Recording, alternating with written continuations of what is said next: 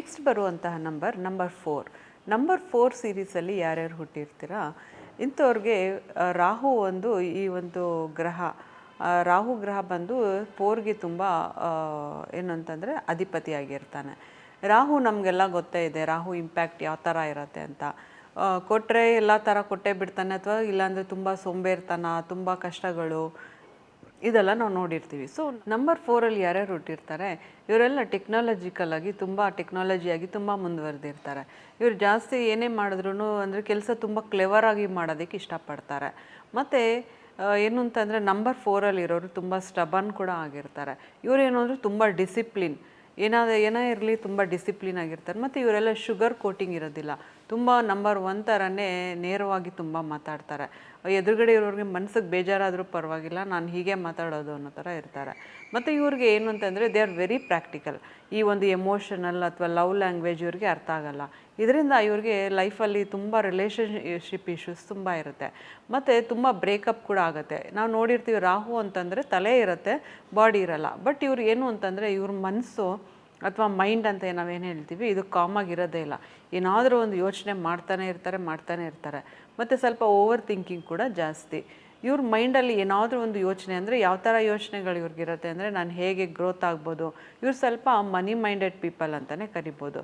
ಯಾಕಂದರೆ ಯಾವಾಗಲೂ ನಾನು ಮನಿ ಹೇಗೆ ಗ್ರೋತ್ ಮಾಡಲಿ, ಅಥವಾ ಮನಿನ ಹೇಗೆ ನಾನು ಸೆಕ್ಯೂರ್ ಮಾಡಲಿ, ಅಥವಾ ಈಗಾಗಲೇ ನನ್ನ ಹತ್ರ ಇರೋ ದುಡ್ಡನ್ನ ನಾನು ಹೇಗೆ ಸೇಫ್ಟಿ ಮಾಡ್ಕೊಳ್ಳಿ, ಇದ್ರ ಬಗ್ಗೆನೇ ಯೋಚನೆ ಮಾಡ್ತಿರ್ತಾರೆ. ಮತ್ತು ಇವರೇನು ಅಂತಂದರೆ ಅಂತಿಂಥವ್ರ ಜೊತೆ ಎಲ್ಲ ಸ್ನೇಹ ಮಾಡೋದಿಲ್ಲ. ತುಂಬ ಹೈ ಎಂಡ್ ಪೀಪಲ್ ಅಥವಾ ತುಂಬ ಶ್ರೀಮಂತರು ಈ ಥರ ಇರೋರನ್ನೇ ಇವರು ಜಾಸ್ತಿ ಫ್ರೆಂಡ್ಶಿಪ್ ಮಾಡ್ಕೊಳಕ್ಕೆ ನೋಡ್ತಾರೆ. ಯಾಕಂದರೆ ಇವ್ರು ಯಾವಾಗಲೂ ಬೆಟರ್ಮೆಂಟ್ ಅಥವಾ ಗ್ರೋತ್ ಕಡೆ ಗಮನ ಕೊಡೋದ್ರಿಂದ ನಾನು ಯಾವಾಗಲೂ ಹೈ ಆಗಿರಬೇಕು, ಹೈ ಎಂಡಲ್ಲಿ ಇರಬೇಕು, ಅಥವಾ ತುಂಬ ಶ್ರೀಮಂತರಾಗಬೇಕು, ಬೇಗ ಶ್ರೀಮಂತಿಕೆನ ಪಡಿಬೇಕು ಅನ್ನೋ ಆಸೆಯಲ್ಲಿರ್ತಾರೆ. ಆ ಥರ ಇರೋರು ತುಂಬ ಹೈ ಎಂಡ್ ಪೀಪಲ್ನೇ ಇವರು ಹುಡ್ಕೊಂಡೋಗಿ ಫ್ರೆಂಡ್ಶಿಪ್ನ ಮಾಡ್ಕೊಳ್ತಾರೆ.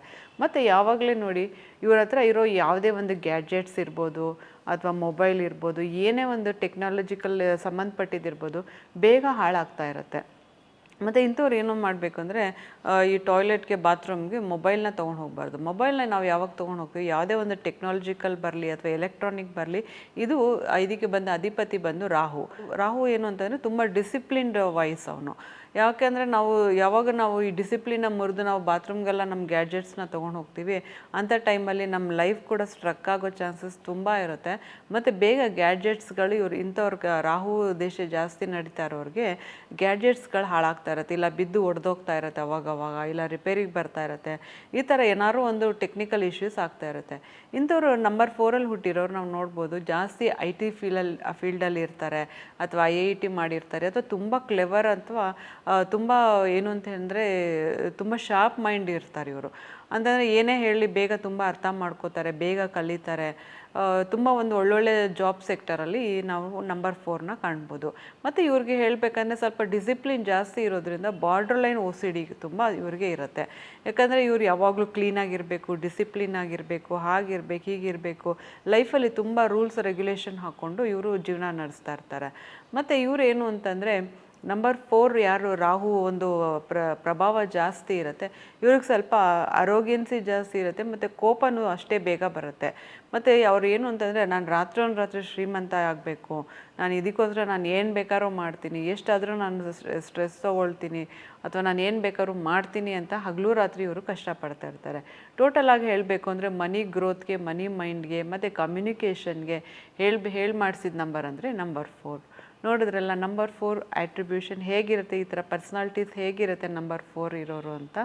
ಇದಕ್ಕೆ ರೆಮಿಡಿ ಏನು ಮಾಡ್ಕೋಬೋದು, ನಂಬರ್ 4 ನಮ್ಮ ಕುಂಡಲಿಲಿ ಅಥವಾ ಗ್ರಿಡ್ಡಲ್ಲಿ ಜಾಸ್ತಿ ಆದಾಗ ನಾವು ಏನೇನು ರೆಮಿಡೀಸ್ ಮಾಡ್ಕೋಬೋದು, ಅಥವಾ ಯಾವೊಂದು ಪೂಜೆ ಮುಖಾಂತರ ನಾವು ರಾಹು ಶಾಂತಿ ಮಾಡ್ಕೋಬೋದು ಅನ್ನೋದನ್ನ ಮುಂದಿನ ಸಂಚಿಕೆಯಲ್ಲಿ ನೋಡ್ತಾ ಹೋಗೋಣ. ಅಲ್ಲಿವರೆಗೂ ನಮಸ್ಕಾರ.